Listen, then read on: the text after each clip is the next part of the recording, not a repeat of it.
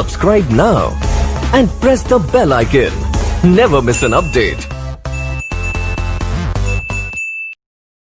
Good afternoon everyone.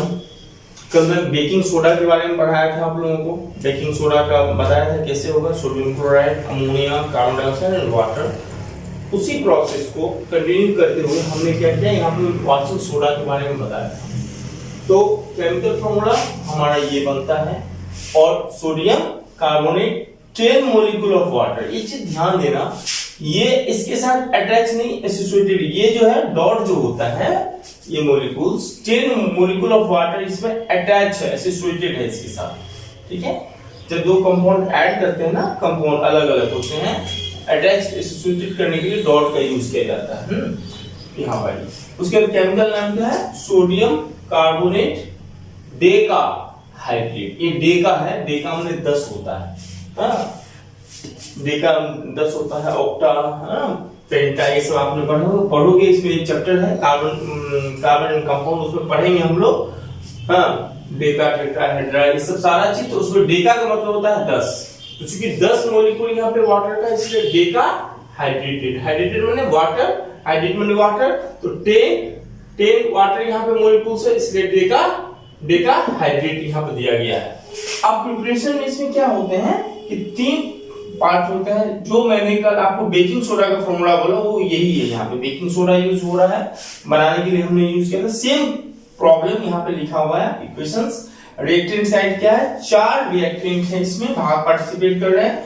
एक है sodium chloride, ammonia, water and carbon dioxide. मैंने बताया था कार्बोनेट फाइंड आउट करने के लिए वाटर एंड कार्बन डाइऑक्साइड का कंपोनेंट का होना जरूरी है। इसके बाद क्या होता है, वो कार्बोनेट का फॉर्मेशन करेगा। और अमोनिया इसलिए भी क्लोरीन को हटाना है, तो यहाँ पे अमोनियम क्लोराइड हो गया और सोडियम बाइकार्बोनेट या सोडियम हाइड्रोजन कार्बोनेट बोलते हैं हम लोग। अब देखिए, ये हमारा हमने देखा था, ये हमारा बेकिंग सोडा हो गया। उसके बाद हमने क्या किया, बेकिंग सोडा को, ये वाला जो था सोडियम बाइकार्बोनेट, उसको हमने हीटेड किया।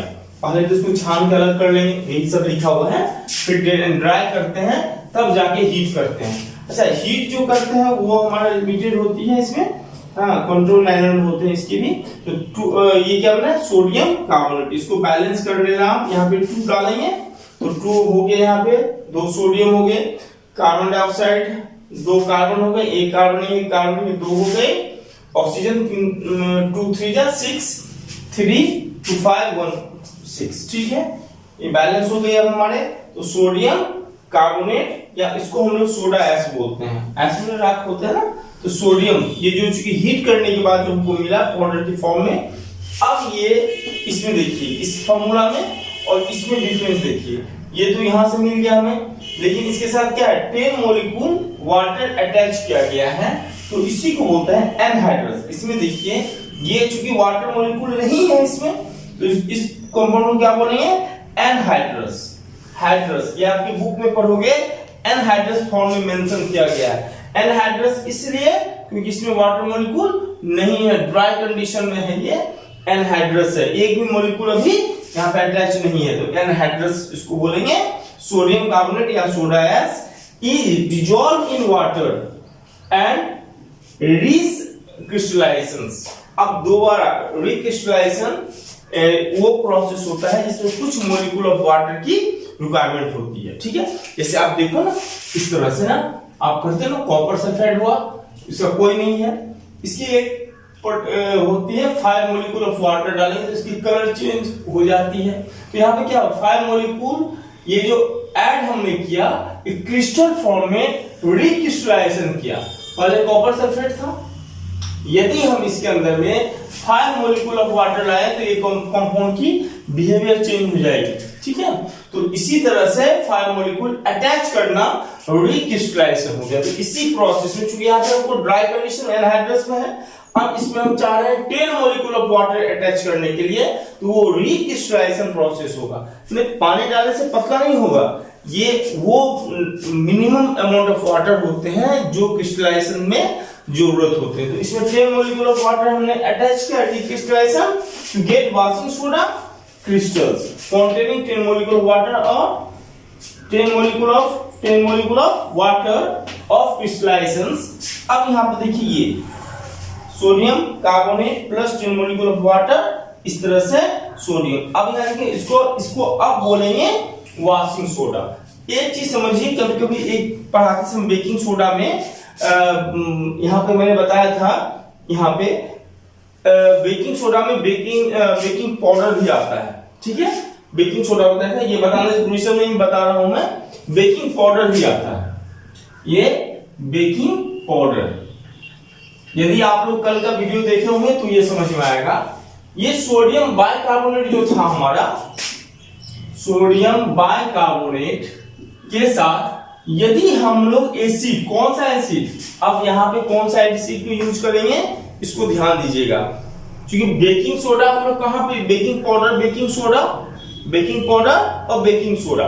तो यहाँ पे हम लोग क्या करते हैं, बेकिंग पाउडर का हम लोग यूज करेंगे। यहाँ पे बेकिंग पाउडर का यूज क्यों करते हैं, कड़वापन नहीं होगा, तीतापन जो होता है वो नहीं आएगी, तो इसलिए पाउडर का यूज करते हैं। तो पाउडर खाने वाला चीज है, तो एसिड में कौन सा एसिड डालेंगे, टार्ट्रिक एसिड डालते हैं, क्योंकि वो ऑर्गेनिक होता है। तो टार्ट्रिक एसिड डालेंगे तो H+ आयन मिलेगा और बनेगा वही आपको इसकी सोडियम का ये साल्ट बनेगा, साल्ट फॉर्म हुआ, फिर वाटर हो गया, फिर कार्बन डाइऑक्साइड गैस निकला, और ये भी साल्ट में आता है। और कल मैंने ये भी बताया था कि ये सोडियम बाइकार्बोनेट को हीटिंग किया हमने, तो इसमें भी यही बना, साल्ट बनाया, वाटर बनाया और कार्बन डाइऑक्साइड बनाया। तो ये बेकिंग सोडा पाउडर के बारे में बार बार कभी कभी आता है, बेकिंग पाउडर और बेकिंग सोडा के बीच में डिफरेंस।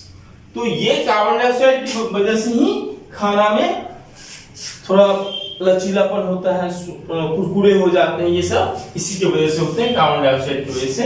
तो बेकिंग पाउडर और बेकिंग सोडा के ये जो कंपोनेंट थे एसिड, एसिड की वजह से भी एसिड को हम डाला, और पाउडर में अंतर, इन दोनों में अंतर क्या हो गई, प्रोडक्ट दोनों का सेम है, प्रोडक्ट दोनों का सेम है, लेकिन दोनों में बेसिक अंतर क्या हुआ, ये समझ लो, ये नॉर्मल बिहेवियर है, हीट किया ये बना, लेकिन इसमें हीट नहीं किया हमने इसमें एसिड मिला दिया, और एसिड मिलाने के बाद ये रिएक्शन हुआ, ठीक है। यदि हमने नॉर्मल रखा बेकिंग सोडा को कोई दिक्कत नहीं है, लेकिन जो टार्टरिक एसिड के साथ मिक्सअप किया हमने, ये ऐसा ही रिलेशन है, जैसे मान लीजिए नॉर्मल बच्चा है, ठीक है, उसको कोई टीचर है बताया डाटा, तो उसने अपनी तैयारी शुरू कर दिया। ये ऐसा बच्चा है जो अपना प्रोसेस में है, तैयारी चल रहा है इसका। हाँ, ये मैं थोड़ा लिंक से हट के बताया हूं यहाँ पे, इसलिए बताया कि मुझे पढ़ाते पढ़ाते एक चीज दिमाग में आया कि बेकिंग सोडा और बेकिंग पाउडर में डिफरेंस आता है, तो बच्चे लोग यहाँ पे कंफ्यूज कर जाते हैं बेकिंग सोडा और बेकिंग पाउडर के बीच में। तो इसमें क्या होता है, बेकिंग पाउडर में टार्टरिक एसिड, ऑर्गेनिक एसिड का यूज करते हैं, ठीक है, टार्टरिक एसिड का यूज करते हैं, और क्या बनाया, salt, water and carbon dioxide form किया। इसमें भी हीट करने पे ये बना। इन दोनों में डिफरेंस क्या होगा, प्रोडक्ट में ये तीखा होगा, कड़वापन में आता है। और तो यदि आपको मम्मी खाना में दे दी तो आप लोग ऐसे भी नहीं खाओगे, और वो यदि बढ़ गया ये वाला रिएक्शन, ठीक है, सोडा वाला, तो ऐसे तुम लोग खाना छोड़ दोगे।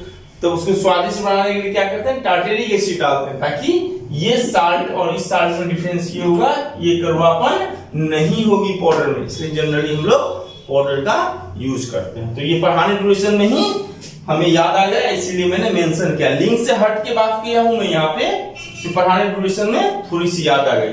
प्रोसेस इसके लिए यही तक है, ये थोड़ा सा मैंने एक्स्ट्रा टॉपिक याद आ गया तो मैंने यहाँ पे मेंशन किया। बाकी इसमें कोई दिक्कत नहीं है, इसमें 3 स्टेप होता है प्रिपरेशन में। पहला स्टेप क्या है, वही जो बेकिंग पाउडर बनाने, सोडा बनाने में यूज किया था, sodium chloride, ammonia, water, carbon dioxide, ये फॉर्म हुआ सोडियम बाइकार्बोनेट। फिर सोडियम हाइड्रोजन कार्बोनेट या सोडियम बाइकार्बोनेट को हमने फिल्टर किया, ये सब करने के बाद हीट किया, हीट करने के बाद ये प्रोडक्ट हो गया, इसी में ये याद आ गया था, तो ये आ गया, प्रोडक्ट हो गया।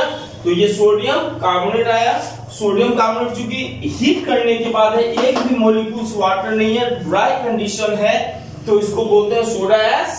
सोडा एस में एनहाइड्रस सोडियम उसको भी बोल सकते हैं, दूसरा नाम भी होगा, सोडा एस भी बोले या एनहाइड्रस, एक भी मॉलिक्यूल वाटर नहीं है, इसलिए एनहाइड्रस हो गया। एनहाइड्रस होने के बाद उसको required number of water molecule, तो कितना रिक्वायर्ड नंबर है 10 मॉलिक्यूल है, हर की अलग अलग होती है। जैसे कॉपर सल्फेट का मैं एग्जांपल देने से मैं क्या बोला था 5 मॉलिक्यूल ऑफ वाटर यहाँ पे रिक्वायर्ड है, तो इसी तरह से यहाँ पे 10 मॉलिक्यूल ऑफ वाटर मॉलिक्यूल यहाँ पर रिक्वायर्ड है। तो required amount of water recrystallisation किया गया यहाँ पे, जिसके कारण ये Na2CO3 डॉट, यहाँ पे डॉट है, 10 मॉलिक्यूल ऑफ वाटर हमें तैयार हुआ, जिसको हम लोग वॉशिंग सोडा बोलते हैं। इसका बहुत सारा यूज है, ग्लास प्रोडक्शन इस में यूज करते हैं। नेक्स्ट वन फिफ्थ पॉइंट क्या है, कंपाउंड जो साल्ट बना हुआ है वो क्या है, ब्लीचिंग पाउडर, नाम तो सुना ही होगा ब्लीचिंग पाउडर, ठीक है, वो जो देखते हो व्हाइट कलर का आता है छिटने के लिए, तो ब्लीचिंग पाउडर होता है। उसमें क्या होता है एक्चुअली, ब्लीचिंग पाउडर का जो नाम है, पहले नाम सब देख लेते हैं, बेसिक चीज। केमिकल नाम है कैल्शियम ऑक्सी क्लोराइड, यहाँ पे देखिए ऑक्सी एक साथ, क्लोराइड एक साथ है। Chemical formula calcium oxy chloride, इसी को बोलते हैं ऑक्सी, ऑक्सीजन लगा हुआ है तो ऑक्सी, अब क्लोराइड हो गया। इसके सबसे जो होता है is the chloride of lime, यहाँ देखिए it is also called the chloride of lime, इसका नाम है, दूसरा नाम है, इसको याद रख लेना बस, ये क्लोराइड ऑफ लाइम, ये जो है ना ये नाम से, जबकि जो जनरल कंपटीशन एग्जाम होते हैं उसमें भी ये नाम से पूछ देता है क्लोराइड ऑफ लाइम कौन है, तो आपको ये पता होना चाहिए। ब्लीचिंग एजेंट क्या होता है, अब देखिए ये रिएक्शन होता है, ये कैसे, तो इसके देखिए इसमें प्रिपरेशन जो है ब्लीचिंग एजेंट, ये इसमें जो कार्बन, ये जो क्लोरीन है, क्लोरीन की वजह से क्या हुआ, ये फॉर्मेशन हुआ, तो क्लोरीन क्या हो गया यहाँ पे ब्लीचिंग एजेंट के रूप में काम कर रहा है। तो ये पूरी रिएक्शन के बाद क्या, जिसमें जहां पे हमने लगाया डिस्कलर हो जाएगी। ये सब काम में हम लोग होते हैं, बहुत जगह सफाई काम में, बैक्टीरिया मारने में भी यूज करते हैं, तो इसीलिए इसको ब्लीचिंग एजेंट के रूप में बोला गया।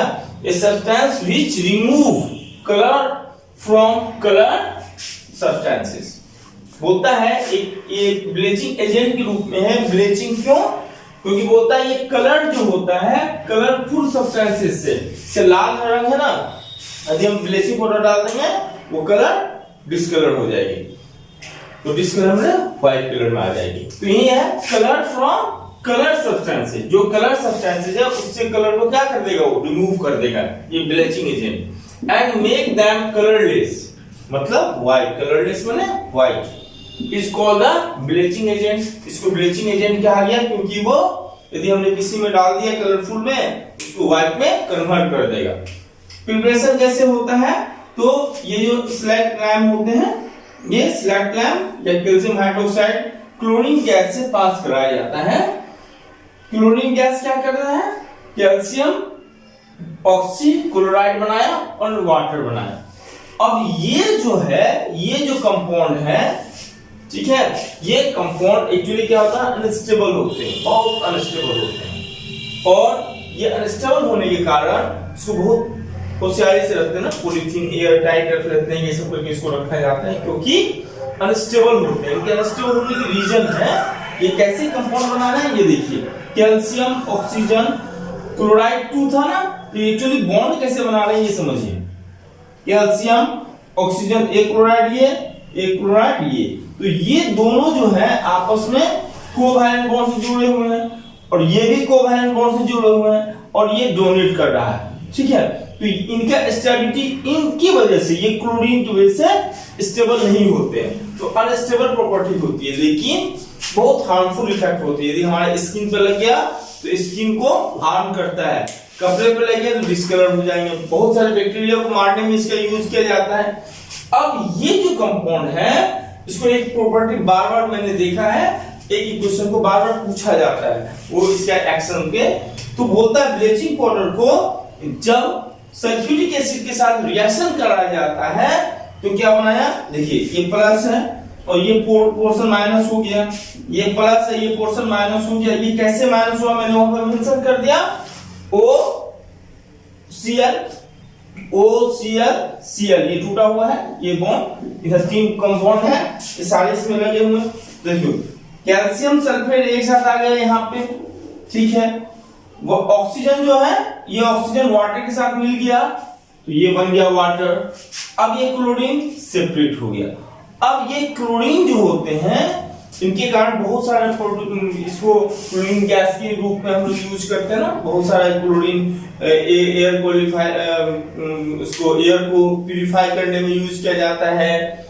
फिर से वाटर में यदि हम क्लोरीन को डाल देते हैं तो वाटर क्लियरली होते, बहुत सारे बैक्टीरिया है जो इन्वायरमेंट में एजेंट होते हैं, बैक्टीरिया वायरस, इस सब में से भी क्लोरीन को बहुत सारा रक्षा किया जाता है। और इस तरह से इसको हम लोग ब्लीचिंग पाउडर का एक्शन बोलते हैं। सल्फ्यूरिक एसिड स्टार्ट होता है तो क्या क्या होता है, तो इसी वजह से, इसी प्रॉपर्टी की वजह से ये अनस्टेबल होते हैं। अनस्टेबल कारण इसको छीट देते हैं तो कहीं रिएक्ट हो जाता है। उसके बाद सल्फ्यूरिक एसिड के साथ ये रिएक्शन बहुत इंपॉर्टेंट है। जनरली ये इक्वेशंस किसी तरह से व्हाट हैपेंड में पूछ देगा या किस तरह की एक्टिविटी डाल के पूछ जाता है। ये क्वेश्चन बहुत ज्यादा इंपॉर्टेंट है CBSE question point of view से। लास्ट टॉपिक है प्लास्टर ऑफ पेरिस। ये प्लास्टर ऑफ पेरिस जो है इसके बारे में ये था कि ये तो कुछ ऐसे केमिकल थे, ठीक है, calcium sulphate hemihydrate, hemi माने आधा, हेमी सल्फेट होता है आधा वाला, वो हेमी हाइड्रेट है। Calcium sulphate hemihydrate, hydrate माने वाटर, आधा वाटर, ऐसे बोल सकते हैं ना, half molecule of water, I mean calcium sulphate. तो ये बोलता है it is made by substance called gypsum. ये जिप्सम से बना होता है। जिप्सम क्या होता है, ये जो आप calcium sulphate and 2 molecule of water, that is known as the gypsum.